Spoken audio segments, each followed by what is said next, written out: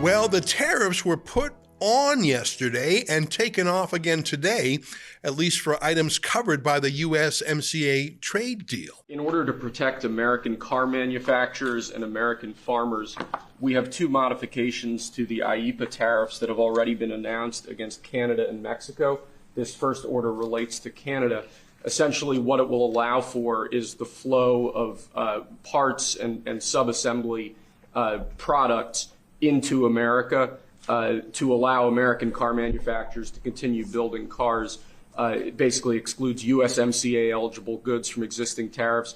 And also, in order to help our farmers at this crucial time of year, we're going to be reducing the tariff imposed on Canadian potash from 25% to 10%. So this is a modification to our tariff regime to protect American car manufacturers and American farmers. It basically makes it more fair for our car manufacturers during the short-term period before April 2nd. April 2nd is a little bit different. That will be much more significant. But during this interim period between now and April 2nd, this makes it much more favorable for our American car manufacturers.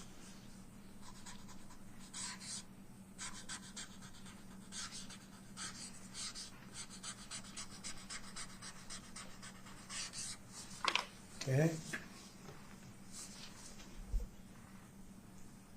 Can you see that, Peter? Look, nice to be tall, Peter, right? I see right over it. You can see it so nice. That's why he's such a gentleman. He doesn't have to rush.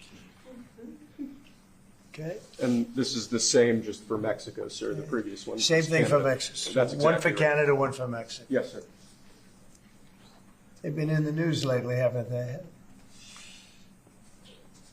And I spoke to the President of Mexico, wonderful woman, today, and we helped them out with the problem they were having to do with the tariffs, short-term tariffs. And we had a very good conversation.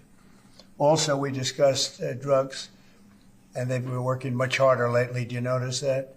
On people coming in and drugs, and we've made tremendous progress on both. Apparently, they're remaining on other products like steel and aluminum. Just a reminder, a tariff is an import tax that a country puts on a good that arrives on its shores. So when Trump briefly imposed, say, a 10% tariff on Canadian oil imports to the U.S., that would be paid on the U.S. side. That's one of the things Trump has talked about. He says he'd like to replace the IRS, the Internal Revenue Service, with an external revenue service. He has plans, he says, to shrink the IRS greatly. He sometimes points out that back in the day, tariffs played a large role in U.S. tax collecting. And remember, the U.S. didn't even have an income tax until the First World War. So for most of its existence, there was no U.S. income tax. Here's a clip of him saying that. She said no tax on it. How about just no tax?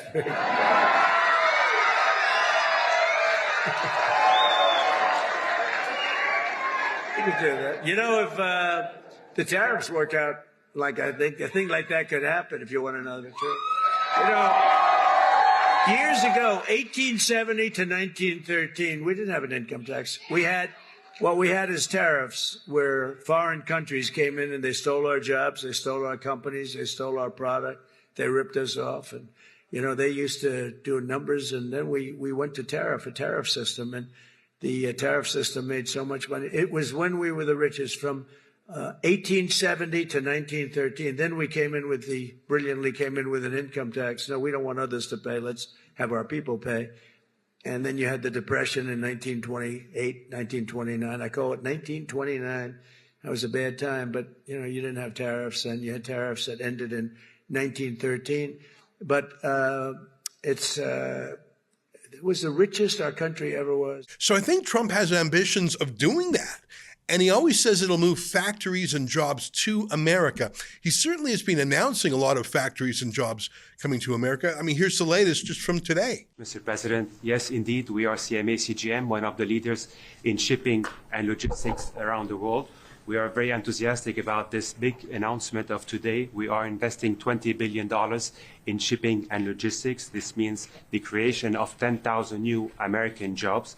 We're also looking at investing in shipbuilding of container vessels, and we most probably will be making also announcement in the next coming weeks. And we would like also, Mr. President, to go for more U.S. flag vessels, and we will go from 10 that we operate today to 30 U.S. flag ships, and hopefully doing more in the months to come. What a difference between Canada and the U.S.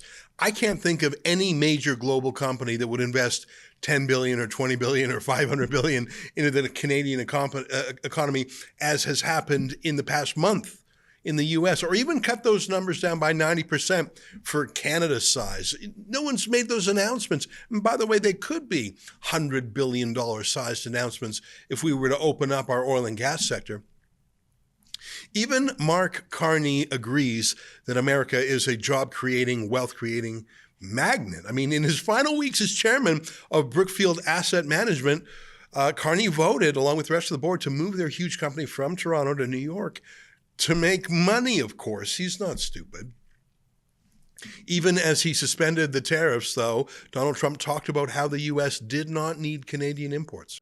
I'll tell you what's a high tariff nation is Canada. Canada charges us 250% for our milk product and other product, and a tremendous tariff on lumber and things as such. And yet we don't need their lumber. We have more lumber than they do.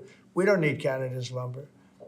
So what I'm doing is I'll be signing an executive order freeing up our forests so that we're allowed to take down trees and make a lot of money and then reharvest trees. We don't need trees from Canada. We don't need cars from Canada. We don't need energy from Canada. We don't need anything from Canada. So where we can be self-sustaining, which is in most things. Look, we have more oil and gas than anybody.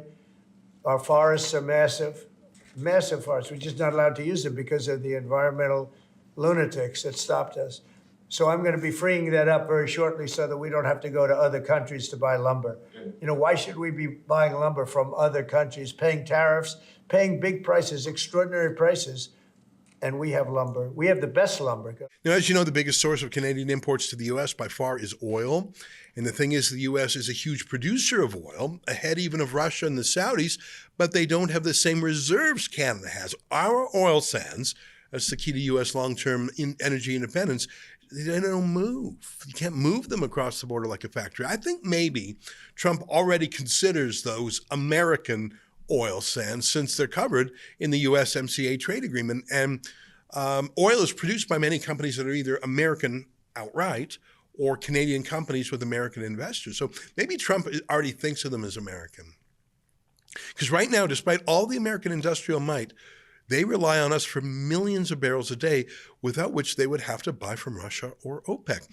That's the whole thesis of my new book, that tariffs don't work on the oil sands. And as the United States, you don't want them. You don't want tariffs on your oil. You want free trade with oil because it's going to your consumers. And you can't. If you're not buying it from Canada, you're buying it from Saudi Arabia. But I think a lot of this is just broken down to personal squabbles between Trump and Trudeau. I mean, look at some of this, from Trudeau crying again to reports of swearing back and forth at each other on the phone. Take a look at this. On a personal level, I've made sure that every single day in this office, I put Canadians first, that I have people's backs. And that's why I'm here to tell you all that we got you. Even in the very last days of this government, we will not let Canadians down today and long into the future. Because in the past few weeks, we've been working with our provincial and territorial partners to make sure that families can rely on this system, not just for years to come, but will allow this system to lock in, to become something that no government, a year from now, 5 years from now, 20 years from now, could ever go back on. I just don't think Trump and Trudeau like each other. Trump has more tweets tweaking Trudeau about when he's going to go. And fair enough, who can Trump negotiate with right now? I mean, he can't do a deal with Trudeau.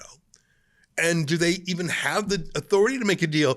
I mean, they dissolve Parliament. If Trudeau is gone in a few days and Parliament is not in session, what is the point for Trump to negotiate with Trudeau? And what's he going to do? Negotiate with Mark Carney? who does not have the Democratic mandate for anything. He's never won an election in Canadian history. Trump needs a counterpart with a moral authority and the democratic legitimacy and a mandate of an election behind them. Obviously, I want that to be Pierre Poilievre, but it has to be someone, and right now it is no one. What's Trump supposed to do?